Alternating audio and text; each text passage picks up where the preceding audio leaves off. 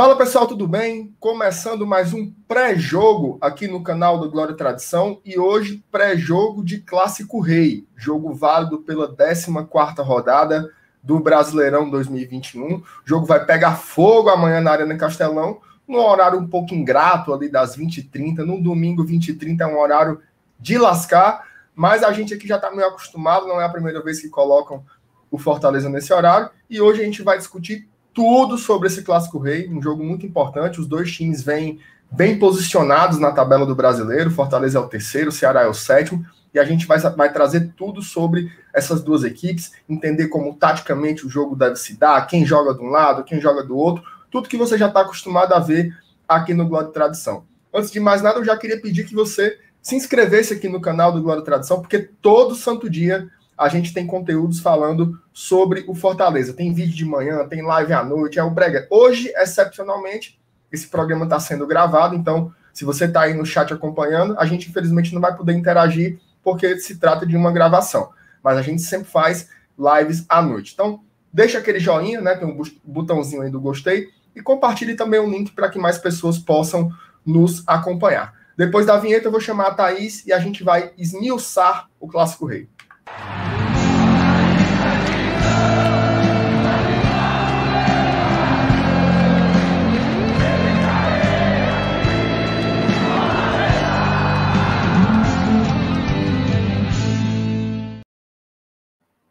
E aí, Thaís, tudo bem contigo? Fala, MR, tudo bem? Tudo bem para todo mundo que está acompanhando a gente aqui também. Vamos, de fato, destrinchar mais esse Clássico Rei, o sexto do ano, né? O sexto Clássico Rei de 2021, agora nessa noite de sábado. É isso aí, Thaís. Você começou falando sobre o retrospecto. O retrospecto para esse ano vem bem desequilibrado, né? O Fortaleza ele tem aí 2 vitórias e 3 empates, né? Nesses 5 jogos, então tem aí um pequeno desequilíbrio. Os jogos entre si, digamos assim, teve um que foi muito desequilibrado, né? Que foi aquela goleada que o Fortaleza aplicou quando eliminou o Ceará na Copa do Brasil.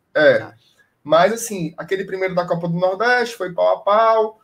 Teve um que a gente ganhou de 2-0, que também destoou um pouquinho, mas a final do Cearense também foi muito pegada, né? Então, o clássico geralmente é um jogo pancada, né? Você espera algo diferente para amanhã ou é isso mesmo?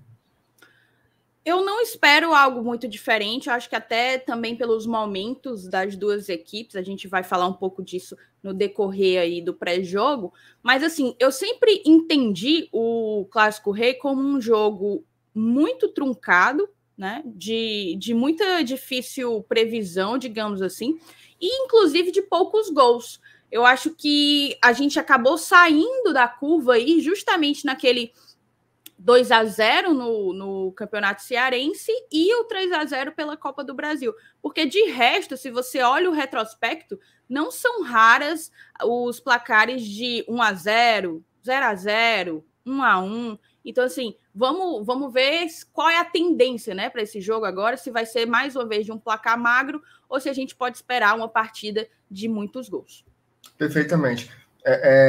Sempre é um clássico muito equilibrado e eu costumo falar que até historicamente, o tamanho dos clubes e tudo mais, para mim é o clássico mais. As torcidas também, né? Que inclusive Sim. Tinha uma coisa incrível aqui no estado que era o clássico meio a meio, né? Nas arquibancadas, e isso ilustrava bastante o quanto o Clássico Rei, para mim, é o clássico mais equilibrado do país e o clássico mais legal também do mundo. Não tem melhor do que esse, não. Mas, Thaís, a gente vai começar falando um pouco sobre o rival, né? O Ceará tem uma coisa curiosa, viu, Thaís? Se você pega aí a classificação, você vai ver lá um time que está na 7ª posição com 19 pontos. Isso por si só é o melhor começo de campeonato que o torcedor do Ceará poderia esperar, né? Mas mesmo assim, a gente tem sentido, né? Isso é bem perceptível. Todo dia pipoca uma ruma de print, né? De torcedor do Ceará reclamando que tá uma lástima, que tá uma desgraça e não sei o que lá. Então, existe esse ambiente, né, que coloca a atmosfera para baixo quando a gente vê que a classificação ela realmente está positiva. O que você acha que está acontecendo lá do lado de lá, que esse ambiente está tão conturbado, pelo menos da perspectiva do torcedor? MR, a fase do Fortaleza. Se eu tivesse que responder assim, pay-puff, a fase do Fortaleza, porque você já adiantou bastante. O Ceará ele veio ali de uma derrota, uma eliminação para o Bahia na final da Copa do Nordeste, muito difícil de ser digerida, porque eu acredito que até pelo retrospecto entre Bahia e Ceará, o Ceará tinha um amplo favoritismo, né? O Ceará tem vencido muito mais o Bahia do que o contrário. E ganhou lá na ida, né? Exato, ainda teve esse detalhe, e eu acho que pouquíssimas pessoas poderiam cogitar que o Ceará terminaria vice e não, de fato, campeão da Copa do Nordeste. Então, ali iniciou-se um processo de pequena crise, né? Eu não sei se, de fato, uma crise, mas iniciou-se um processo de desgaste do Guto, como a gente ainda não tinha visto acontecer até então. E ali a gente pôde perceber também um certo abatimento do elenco, né? O elenco sentiu a derrota e passou a trazer, a juntar, acarretar um em cima do outro resultados negativos. Teve o próprio Campeonato Cearense derrotado por nós, a eliminação na Copa Sul-Americana, quando os resultados todos praticamente indicavam que o Ceará teria condições de se classificar sem grandes sustos. Então, assim, eu acho que esse momento fez com que o time já começasse uma Série A pressionado, algo que em outros tempos a gente não cogitaria, até porque o Ceará terminou o Campeonato Brasileiro de 2020, né, que acabou sendo concluído em fevereiro de 2021, muito bem, fazendo uma campanha bastante sólida. Mas eu acredito que de uns tempos para cá, talvez eles tenham conseguido reencontrar aí o rumo de fazer uma campanha não tão delicada, né? Uma campanha sem passar tanto perrengue. Eu acho que o Guto ele está enfrentando bem a crise, enfrentou bem a crise, se é que ela de fato chegou a existir. Mas assim, o que eu acho que pressiona o trabalho do Guto é o trabalho do Vojvoda no Fortaleza. Simples assim. Porque até a maneira de jogar do Guto vem sendo questionada. Algo que nunca foi. O Guto sempre jogou esse jogo dele. Um jogo que foca muito mais no que ele consegue defender, né? Foca muito mais em um sistema defensivo sólido, consistente, do que propriamente num ataque produtivo. E agora isso nunca tinha sido um problema e agora está passando a ser, eu vejo que muito pelo que o Vojvoda tem feito no Fortaleza. Não, sem sombra de dúvidas, Thais. E aí, só acrescentando algumas coisas, de fato, assim, fica até parecendo que é uma provocação, mas assim, juro que não é. É impossível você discutir, e assim, não só o futebol que o Ceará está jogando, mas assim, eu particularmente acompanho muito a cobertura da mídia nos outros estados que tem times na Série A do Nordeste, né? Então eu escuto muito o que os pernambucanos falam, o que os baianos falam, e é incrível como o desempenho que o Fortaleza tem apresentado na Série A, ele tem inevitavelmente colocado uma sombra sobre qualquer análise que se faz sobre Sport, Bahia e Ceará, principalmente sobre Ceará e Bahia, né? Que são times que tinham pretensões semelhantes desde o início do campeonato. O Sport não, porque o Sport, como vive uma crise muito, muito grande, financeira e estrutural, já ia mais ou menos brigado embaixo desde o início, né? Mas assim, sobre Bahia e Ceará, isso tem pautado demais, né? Tipo assim, como é que os caras estão conseguindo jogar tanta bola com um investimento tão parecido e a gente não consegue, né? Então, inevitavelmente, você tem toda a razão, assim, o trabalho do Vojvoda, ele coloca uma sombra muito grande sobre o trabalho do Guto, e aí você foi perfeito, assim, se você pega o que o Ceará joga desde que o Guto chegou, é um futebol muito semelhante a esse, é um futebol pragmático, um futebol defensivamente muito correto, que investe muito em marcação e em transições rápidas, em contra-ataque, em jogo de velocidade. Aí, além das eliminações que você colocou, né, que teve eliminação na Copa do Brasil, depois levar uma chibatada pra gente. Eliminação pro Bahia, que não foi eliminação, perdeu a final nos pênaltis, mas perdeu com o título na mão. Tinha gente já fazendo carreado. Perdeu o Campeonato Cearense, o tricampeonato estadual do maior rival. E aí tem um ponto também que eu queria colocar nessa equação.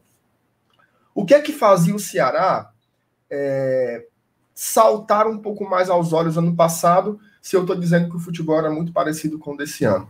Tinha um elemento chamado Vina.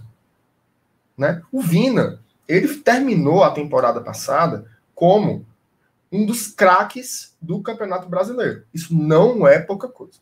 Não é pouca coisa. Não tinha lista de melhores jogadores do campeonato sem colocar o Vina. É tanto que, quando terminou o campeonato, ele sai um jogador valorizado, recebe sondagens de outras equipes do Brasil, acho que o Corinthians quis, o Internacional quis, e aí o Robson de Castro, ele faz uma proposta ambiciosa, né, e até correta, porque você não pode perder um jogador que é destaque, cobra essas propostas e renova o contrato do Vina, e desde então ele não joga mais nada.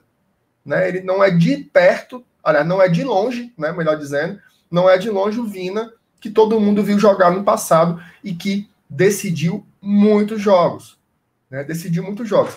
É tanto que se você pega os jogos que o Vina não jogou no passado e compara com os jogos que ele jogou, o desempenho do Ceará foi totalmente diferente.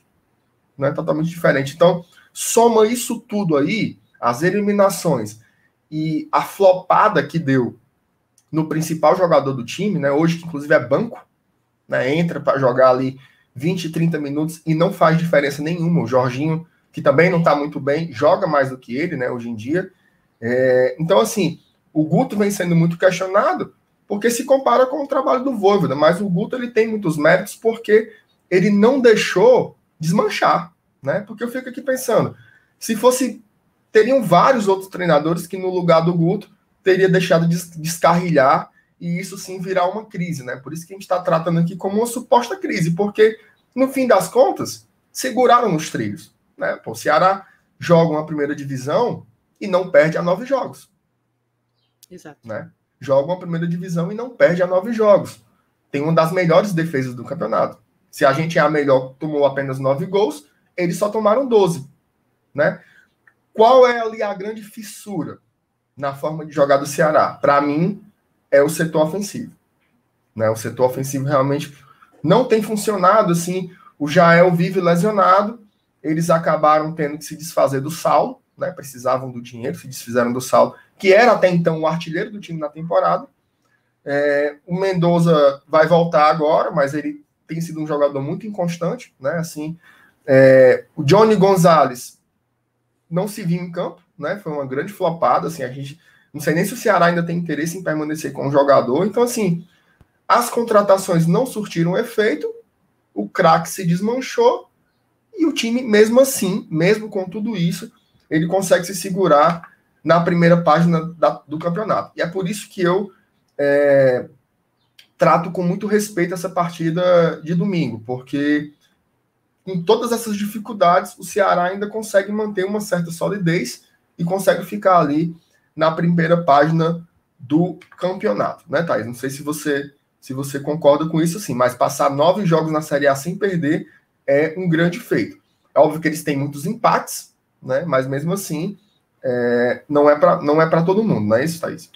Exatamente, MR. Nos últimos 9 jogos, salvo engano, são coisas de 6 empates, né, e 3 vitórias, mas eu acho que é importante a gente destacar de quem foram essas vitórias, né? Contra quem foram, na verdade. O Ceará, ele ganhou em casa do Atlético Paranaense, isso não é pouca coisa, eu acho que foi um ponto muito importante, assim, de retomada, digamos assim, mais até do que isso, a vitória também em casa sobre o Atlético Mineiro. Então, assim, você já vê que eles venceram de 2 candidatos ao título. Se o Atlético Paranaense não é um candidato ao título, a gente pode colocá-lo como um candidato ao G4, sem sombra de dúvidas. Então, vencer desses 2 times em casa, né, fazer o seu dever de casa, e não perder fora para um time como o Red Bull Bragantino, que tem feito muitos gols, né, e o Ceará não levou gol do Red Bull Bragantino, não perdeu para Fluminense, não perdeu para o próprio Sport, que era um confronto direto, digamos assim. Então, eles têm conseguido fazer o dever de casa, o feijão com arroz, o que eles precisam. Talvez até mais do que o feijão com arroz, tá? Porque eu não vejo no Ceará um time suficiente, digamos assim, para estar ali onde eles estão, que é na 7ª colocação, né? Eu acho que muito do mérito está justamente no controle que o Guto tem sobre o time, sobre o elenco, até pelo tempo que ele já está em trabalho ali em Porangabuçu, né? Então, mas para mim você somou muito bem essa equação. A fase do Vina é uma outra coisa que apimenta, né? Coloca um temperinho aí nesse ar de crise, porque é muito difícil quando você oferece um grande salário para sua maior estrela e ela simplesmente parece ter desaprendido a jogar, né? A cobrança aumenta. E apesar de o ano do Vina ter toda a aparência, dar sinais de que foi um ano fora da curva, é do torcedor querer que aquilo ali seja a regra e não a exceção, né? Então, eu acredito que o fator do Vina também se soma, de fato, a essa equação como um ponto, talvez, de insatisfação do torcedor alvinegro.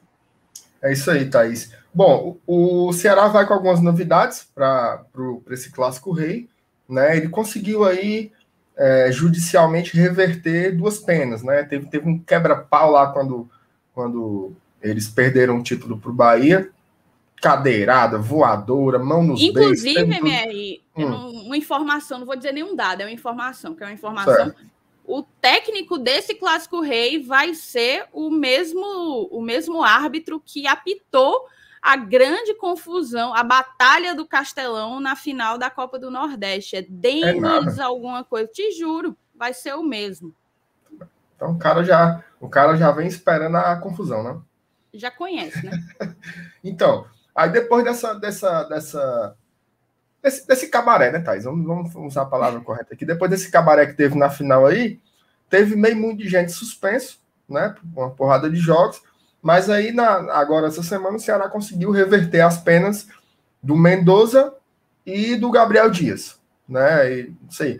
Vamos fazer aí doação de cesta básica, vai pintar muro de escola, vai ajudar idoso a atravessar a rua, vai fazer umas coisas aí para poder, não sei que diabo é não, mas não vai ficar mais suspenso não.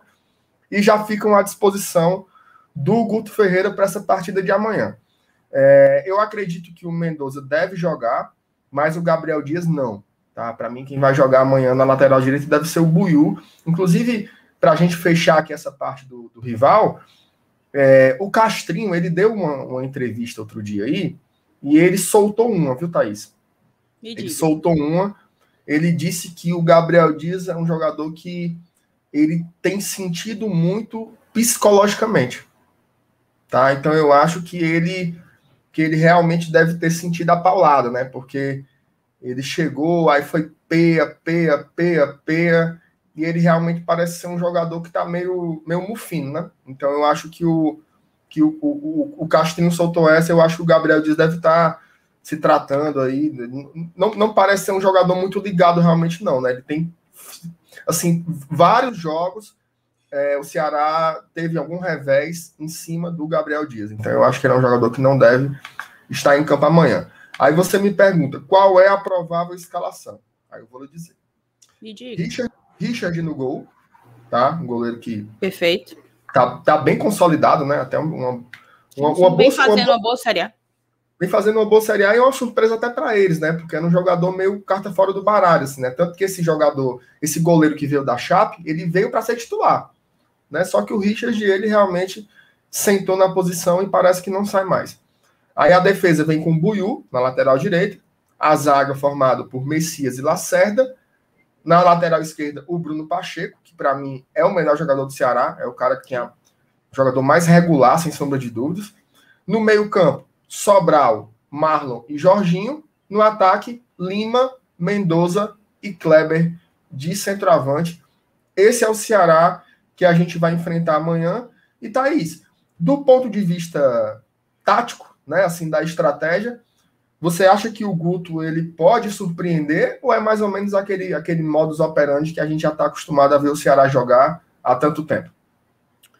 Assim, MR, pelo perfil do Fortaleza, e a gente vai falar um pouco mais do nosso momento, a gente está separando o programa em blocos, né? A gente tem que falar do rival, porque nos interessa saber como ele vem para essa partida, para que a gente consiga encontrar uma maneira de vencê-lo com mais tranquilidade. Mas, assim, o Ceará, ele não só tem marcado mais, né? Nos últimos 5 jogos pela Série A, eles marcaram em 3, salvo engano, mas apenas levaram gols em 1. Então, eles estão de fato ali com o ferrolho ligado, ferrolho fechado, né? E o Fortaleza, de outro lado, dos últimos 5 jogos, a gente marcou em 5. Levou também gol somente em 1. Ou seja, o Fortaleza, ele praticamente marca toda a partida. Eu acho que isso vai ser um foco de preocupação para o Guto Ferreira. E justamente por isso, eu não imagino que a estratégia vai ser tão diferente daquilo que a gente já tem visto de ser a postura do Ceará em Clássicos Rei. Então, eu acredito que eles vão jogar no erro do Fortaleza, esperando justamente que a gente oportunize contra ataques em que eles possam chegar em vantagem numérica, né? E poder converter essas chances em gol. Não acho que a gente vai ser surpreendido, não. Eu também acho que não vai fugir muito disso, não. Mas bora falar do Fortaleza, né, Thaís? Tem muita coisa para falar do Leão. O Leão vai aí voltando de um jogo difícil, né, pela Copa do Brasil, ali contra o CRB. Mas antes da gente falar do Fortaleza, Thaís, bora falar da 1xBet? Na hora. Essa patrocinadora zona porreta aqui do Glória e Tradição. Thaís, a 1xBet é a fraca, viu? Patrocina, é a fraca. Patrocina só, eu vou dizer só para tu aqui, ó. Liverpool. Não. Barcelona. Campeonato Italiano. Campeonato Espanhol. Meu amigo, peraí, cara. Peraí, não é brincadeira, não. Fala aí, Thaís, 10 centavos aí dá 1xBet? Então, é basicamente isso. Só que, assim, no casting deles, né, entre os patrocinados, estava faltando alguém de fato de peso. E aí foi por conta disso que eles entraram em contato com este querido canal Glória e Tradição. A 1xBet nos patrocina e traz aos nossos espectadores, a quem acompanha o nosso trabalho, uma enorme oportunidade, que é basicamente utilizando o nosso código promocional Glória e Tradicão. A gente vai colocar aí um link tanto no chat, né, fixado, como nos comentários e na descrição do vídeo, em que você acessa 1xBet, se cadastra, utiliza o nosso cupom e ganha o dobro da grana que você depositar. Se você colocar 200, você recebe 400. Se colocar 500, vai receber mais 500 e ficar ali com seu caixa com 1.000 para poder fazer a sua fezinha. Então, é uma maneira de você conseguir montar o seu caixa, deixar um caixa porreta para poder começar a apostar nessa que é uma das melhores casas de apostas do mundo, né, MR? E tem odds muito, muito atraentes, né? Sem sombra de dúvida. Ô, Thaís, eu vou até colocar aqui para a galera não dizer que nós estamos mentindo, eu vou colocar aqui as odds do jogo de amanhã, né, do Clássico Rei. Do jogo deste domingo, né? Não vou nem dizer amanhã, que vai que o Cabo tá assistindo só domingo, né, Thaís? Tem isso. As odds do Clássico Rei. Vitória do Ceará tá pagando 2,89, mas aí você não vai apostar, que você não tá ficando doido. As odds do empate, 3,14, e a vitória do Lion, 2,6, meu amigo. Garapa, meu amigo. Eu vou, assim que eu desligar aqui, Thaís, eu vou botar 50 conto aqui para ser feliz. Aí tem a aposta asiática, under não sei quem, ambas equipes marcam, chance dupla. Meu amigo, você aposta que toda sorte, toda categoria que você quiser tem aqui no XBet. Então vai lá, acesse. Se você tiver aí morto nas calças e não quiser clicar no link, é só apontar a câmera aí para o QR Code que está aí embaixo da Thaís. E aí você vai ser feliz e não esqueça de usar o nosso código promocional. Beleza? Perfeito. Thaís, é o seguinte, a gente começou falando sobre o retrospecto nos Clássicos Reis, né? E, assim, os últimos 5, Fortaleza ganhou 2, empatou 3. Fortaleza tomou 1 gol, né, nos 5 clássicos que jogou nesse ano contra o Ceará. Isso vem refletindo um pouco do que tem sido, né, o momento das duas equipes. E assim, eu acho que a gente não tem que ter A gente aqui não trabalha na rádio São Francisco de Assis, né? Para ficar com uma conversinha besta, tarará. É óbvio, o clássico é um jogo especial, é um jogo diferente. Do outro lado, você tem uma grande equipe, com bons jogadores também, e que vem numa boa posição na tabela, né? Eu acho que até o jogo contra o CRB, que é uma equipe muito inferior ao Ceará, demonstra como no futebol os jogos eles são jogados, né? Mas, ao mesmo tempo, não tem como negar que para esse jogo de domingo, o Fortaleza ele é sim favorito a vencer, né? Eu acho que é algo natural do futebol. Quando você diz que um time é favorito, né, você não está querendo dizer que ele vai ganhar a partida, porque o jogo ele é jogado. Mas é indiscutível que o momento do Fortaleza ele eu não diria oposto, né, mas ele é qualitativamente diferente do momento do Ceará, né? Basta ver o comportamento do torcedor do Fortaleza e o comportamento do torcedor do Ceará. A reação do torcedor do Fortaleza após os jogos, né? Sempre com muita satisfação, muita vibração, e às vezes lá do outro lado o time ganha o jogo e eles estão reclamando, estão para baixo. Então, assim, Thaís, fala um pouco aí sobre esse momento do Fortaleza em comparação a eles e como é que a gente vai virar essa chave aí, saindo do CRB e já focando novamente no clássico. Perfeito. MR, eu vou começar pegando esse gancho que você colocou, sobre favoritismo, né?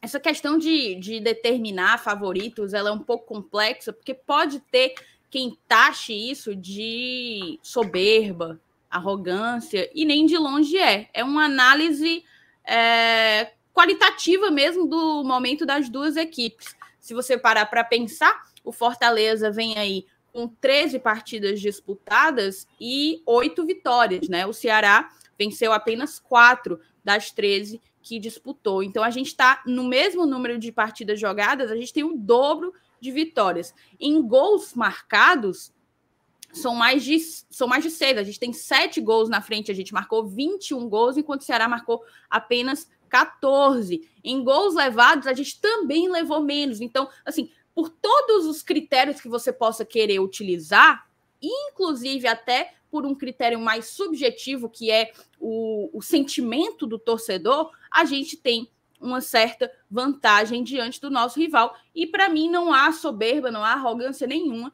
em dizer isso. A gente está meramente constatando fatos. Mas até porque, só um parênteses, Thaís, desculpa. No primeiro clássico do ano, que foi em março, né? Aquele 0-0 pela Copa do Nordeste, a gente esteve aqui também dizendo que o favorito era o Ceará, né? Então, assim, não é entender o momento das equipes, né? Exatamente, eu acho que é conseguir assimilar o momento. E futebol é momento, né?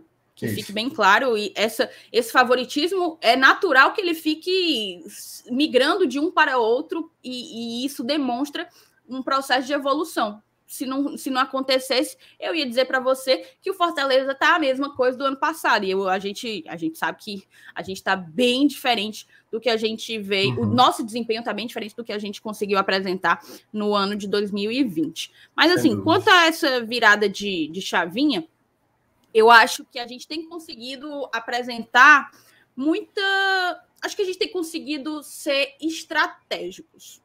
A gente tem conseguido focar no que precisa ser focado para o modelo de cada competição. Eu imagino que vai haver uma preocupação com a questão física dos nossos atletas. A gente vem aí de uma maratona. Teve uma semana inteira de treino na semana passada, né? Só que nessa a gente já jogou no meio de semana. Semana que vem tem um jogo de volta contra o CRB. E aí mais um jogo diante do Palmeiras no final de semana.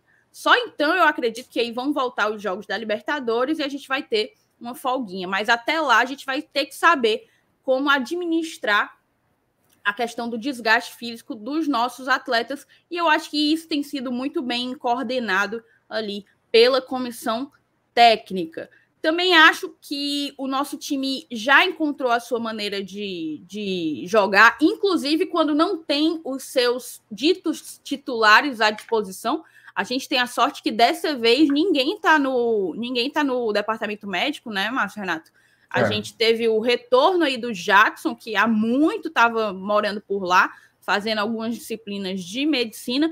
O próprio Wellington Paulista também saiu, já reestreou, digamos assim, reestreou com o pé direito. E o Jussa, que teve também aquele problema no ombro, aquela luxação, também não está por lá. Então a gente tem praticamente todo o nosso plantel. O Felipe Alves também já esteve disponível no banco contra o CRB, então ele está apto. Exatamente, muito bem lembrado. É possível, inclusive, que ele retorne diante do Ceará, imagino eu. Então a gente tem basicamente todo o nosso plantel à nossa disposição. Também não estou conseguindo lembrar de alguém que esteja suspenso. Até onde eu sei, não. Todos estão, de fato, à disposição. Então, eu acredito que essa administração de competições ela vai ser muito bem coordenada pela comissão técnica. Acho que o time ele consegue assimilar que virou a chave e o foco agora é vencer esse jogo. Eu acho que ninguém vai tirar o pé, até porque a gente sabe da importância que Clássicos Rei tem. As pessoas falam que é um campeonato à parte, e isso pode parecer clichê, mas é muito curioso o tanto que uma vitória ou uma derrota no Clássico Rei pode simbolizar, assim, para o decorrer da competição. Ele dá uma elevada no ânimo da equipe, traz segurança, traz consistência mesmo. Talvez o jogador ele passe a acreditar mais de que está no caminho certo, tá entendendo? Acreditar mais e comprar ainda mais a ideia do treinador. Então, eu acho de suma importância vencer o Ceará nesse momento. E eu falo de vitória mesmo, se a gente quiser fazer uma gracinha aí na parte de cima da tabela, né? Não, sem sombra de dúvidas, Thaís, até essa história da maratona de jogos, assim, o Fortaleza está com a Copa do Brasil, o Ceará não está mais, né? Então eles tiveram essa semana livre, né, para treinar e tudo mais, para se preparar para o jogo. Então, esse é um fator, sem dúvidas, que é assim, um atenuante, né, nesse aparente desequilíbrio das duas equipes. Uma tem uma semana de folga. Em compensação, o Ceará, ele, por exemplo, tem alguns jogadores que estão lesionados, né? O próprio Luiz Otávio, que é uma liderança na defesa. E o Fortaleza, ele vem com todos os jogadores à disposição, né? Assim, a gente teve em algum momento com alguns desfalques, como você citou, mas agora tem todo mundo. E a gente viu como isso faz diferença agora contra o CRB, né? Você olha para o banco de reservas, tem o Wellington Paulista, você coloca ele no jogo e você consegue modificar a história da partida, né? Então, o Vojvoda, ele não é um jogador, não é um treinador tipo Renato Gaúcho no Grêmio, né? Que botava todos os reservas e priorizava uma coisa, não. Mas ele sempre faz pequenas trocas, né? Pode observar que o Fortaleza sempre troca ali um ou dois jogadores, às vezes pela natureza mesmo das circunstâncias, né? Porque sempre tem um suspenso. Na Copa do Brasil, o Benevenuto nunca pode jogar, então já tem que fazer uma troca ali obrigatória. Então, assim, invariavelmente, ele já vai fazendo pequenas mudanças, né? O Vargas e o Romarinho, por exemplo, são jogadores que constantemente têm trocado, né? Ali no jogo contra o CRB mesmo, a gente começou com o Romarinho. O Vargas entra e joga uma parte do segundo tempo. O Robson e o David foram sacados com meia hora do segundo tempo, né? Então já não tem o mesmo desgaste, já pode estar pensando no domingo. Então, assim, a gente entende mais ou menos ali uma espinha dorsal do Fortaleza, mas o Vojvoda sempre vai fazendo pequenas trocas. E assim, essas trocas ou são pelo regulamento ou são realmente pelo desgaste, né? A gente sabe que essa comissão técnica, Thaís, ela é muito apegada a embasamentos científicos, né? Eles são muito, assim, tanto que o Fortaleza já investia muito nisso, mas depois que eles chegaram, e o Alex Santiago também chegou, o investimento na parte científica do departamento de futebol ele foi muito maior, né? Então, hoje o Fortaleza é porque às vezes o torcedor ele pensa assim, pô, por que não bota o mesmo time toda hora, né? Porque você corre o risco de perder o jogador. Você pega, por exemplo, eu até fiz um vídeo essa semana sobre o Matheus Vargas, né? Como ele se consolidou como esse camisa 10 do Fortaleza, né? Ele precisa ainda evoluir, precisa cair nas graças do torcedor. O Vargas era mais querido quando jogava pelo Atlético Goianiense do que depois que chegou para jogar aqui, né? Então, falta um golzinho para ele, talvez ali para ganhar confiança e o torcedor abraçar. Mas ele é o titular, né? A gente percebe o quanto faz falta quando ele não joga, né? E o quanto o time melhora quando ele joga. Ele entrou no segundo tempo contra o CRB, o time melhorou, né? Ele consegue cadenciar mais a partida, ele tem um passe melhor, ele quase fazia o gol, né? Um chapô ali, uma bola, quase entrava, ele merece o gol dele já, né? O Vargas. Então, por que troca? Porque o Fortaleza ele faz testes nos jogadores, testes físicos, ele vê o CK, tem a própria resposta do jogador, né? O cara às vezes ele diz, olha, eu tô cansado além da conta, eu tô sentindo isso, aquilo, outro, tal. Então, a escalação do treinador, ela passa por vários aspectos, né? Não é só colocar os melhores em campo. Porque se fosse só para colocar os melhores em campo, a gente certamente teria uma onzena fechada do começo ao fim do campeonato. Então, assim, Fortaleza tem essa sequência de jogos, né? É realmente algo a administrar, mas eu tenho muita tranquilidade com relação a isso. Quando terminou o Campeonato Cearense, que foi começar a Série A gente teve uma sequência de 13 jogos, meio e final de semana, né? E a gente passou por isso. A gente passou por isso e passamos muito bem, né? Passamos muito bem com o time nas cabeças do campeonato. Agora é uma sequência bem menor, é uma sequência de 5 jogos, que se encerra na partida contra o Palmeiras, e com um detalhe, a partir de quarta-feira, né, acredito eu, que nós já tenhamos 3 jogadores regularizados para o ataque, que isso vai aumentar essa rotatividade, aumenta o descanso dos jogadores e as opções do treinador. Então, assim, é duro, mas eu acho que o Fortaleza está conseguindo passar por isso com certa tranquilidade. Thaís, dito isto, sabendo que está todo mundo à disposição, que o momento é bom, e tem que confirmar mesmo o favoritismo amanhã em campo, porque esse jogo do Ceará, ele é um jogo muito importante, tá? Inclusive, eu vejo esse jogo, veja só o que eu estou dizendo, tá? Esse jogo, ele é um confronto direto.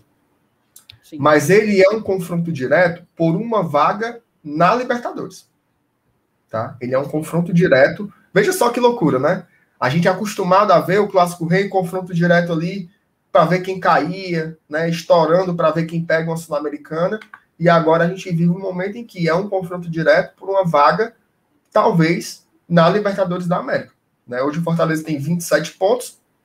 O Ceará, ele é o primeiro time fora do G6, né? Com 19 pontos. Se o Fortaleza ganha, a gente abre 11 pontos. Se perde, ficam só 5. Né? E o Ceará provavelmente vai entrar no G6. Então, assim, é um jogo que vale muito. Né? Às vezes eu vejo gente dizendo assim, poupa os jogadores para jogar contra o CRB. Meu amigo, esse jogo, ele vale demais. Além de tudo isso que a Thaís já falou, né, da riqueza que é o Clássico Rei, da força psicológica que tem ganhar ou perder o Clássico Rei, tem essa questão aí de ser uma disputa direta por uma vaga numa competição que ninguém nunca foi aqui no estado, né, Thaís? Perfeito, você disse tudo. E eles vêm correndo no nosso retrovisor aqui, né? Na nossa rabeta, digamos. Uhum. E a gente não pode deixar nas mãos deles, diminuir essa diferença. A gente tem que. O que é que o Fortaleza pode fazer para que persista a nossa vantagem em alcançar uma vaga na Libertadores, dizendo isso em relação ao Ceará? Vencê-los. É o que está ao nosso alcance. O que o Ceará vai fazer com os próximos adversários, isso já não passa mais pelas nossas mãos. Então, assim, a gente tem que fazer o que a gente pode para interferir nessa dinâmica de classificação, tanto de G6 como de zona de Sul-Americana, mas concordo com você, a briga aqui é por uma vaga na Libertadores. É isso aí. Thaís, para a gente finalizando aqui, do ponto de vista de escalação, tá? Vamos ver se a gente consegue chegar a algum acordo aqui. Eu tenho a impressão que o Felipe Alves volta, tá? Para mim, o Felipe Alves, ele é o titular absoluto. Acho que o Boeck foi bem, né? Nas partidas, inclusive, no jogo contra o Bragantino, acho que ele foi decisivo, né? Aquela defesa ali aos 49 do segundo tempo, ali foi um gol, né? Foi como se fosse um gol para o Fortaleza. Então, 3 pontos em outro confronto direto, né? Que foi aquele contra o Bragantino. O Boeck foi fundamental, mas eu acredito que o Felipe Alves deva retornar à titularidade. Na zaga, a gente tem o retorno do Benevenuto, então o Jackson deve voltar ao banco, e ali você vai ter Tite, Benevenuto, perdão, Tinga, Benevenuto e Tite, né? Estão acordados por aí? Pronto. 100%. No meio-campo, eu acho que o Vargas volta à titularidade e aí o resto se mantém. Pikachu na ala direita, volantes Ederson e Felipe, Lucas Crispim na ala esquerda e Matheus Vargas no meio-campo, ali jogando um pouco mais centralizado. A dupla de ataque, eu fico com um pouquinho de dúvidas, porque como o Wellington Paulista... É porque assim, o Wellington Paulista passou um mês fora, né? Então a gente meio que se desacostumou a fazer esse exercício, mas sempre teve trocas entre os três, né? Sempre se modificou ali Robson, David e o Wellington Paulista. Pegando esses três aí, que estão inclusive numa fase muito boa, né? Eles somam 32 gols na temporada. O David tem 11, o Robson tem 11 e o Wellington Paulista, mesmo com um mês fora, tem 10 gols. Pensando aí nessa dor de cabeça boa do Vojvoda, qual seria a dupla de ataque que você colocaria para enfrentar o Ceará nesse domingo, Thaís? MR, de fato, a gente parou um pouco de fazer esse exercício a partir do momento em que não pudemos mais contar com o Wellington Paulista. Uhum. Mas eu acho que dos três, apesar de acreditar que os três entrarão, né, os três participarão da partida, aquele que não pode deixar de estar entre os 11 iniciais é o David. Não abriria mão do David. Para mim, a grande dúvida está justamente em quem que vai fazer essa dupla com o nosso camisa 17. Se será o Wellington Paulista ou o Robson. Eu iria com o Robson. Para mim, é a melhor dupla no momento, não porque eu não goste do Wellington Paulista. Longe disso. Para mim, o Wellington Paulista é um cara extremamente decisivo.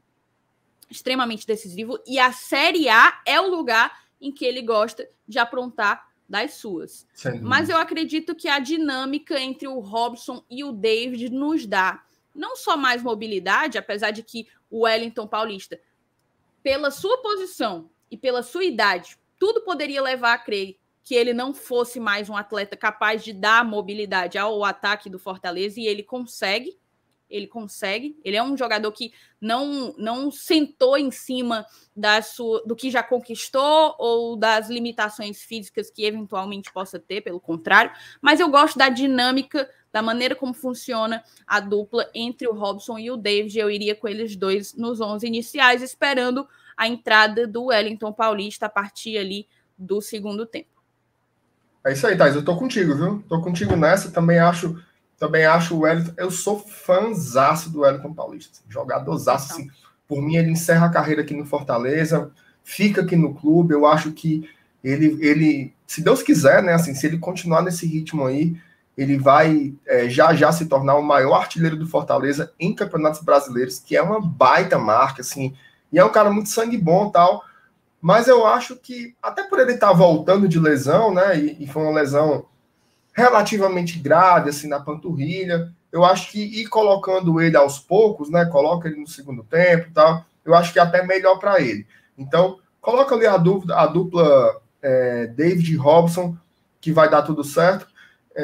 E Thaís, assim, considerações finais, você tá otimista para o jogo? Fala um pouquinho aí da sua percepção para a gente ir finalizando aqui.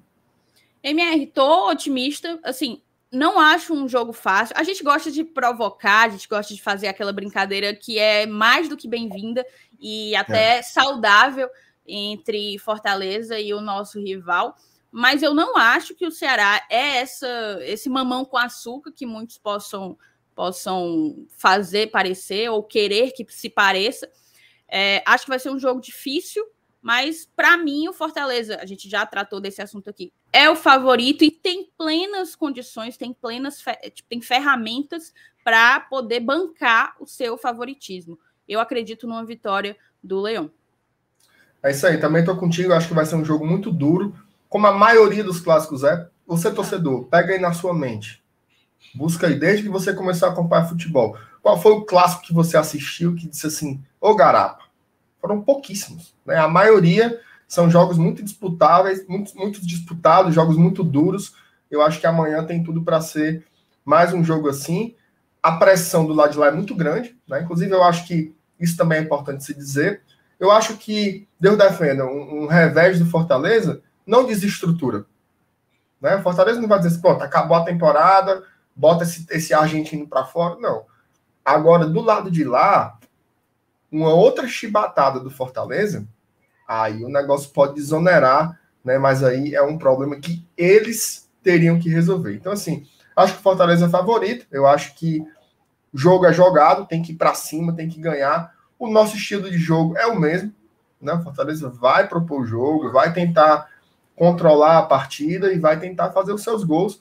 Eu acho que não tem para onde correr.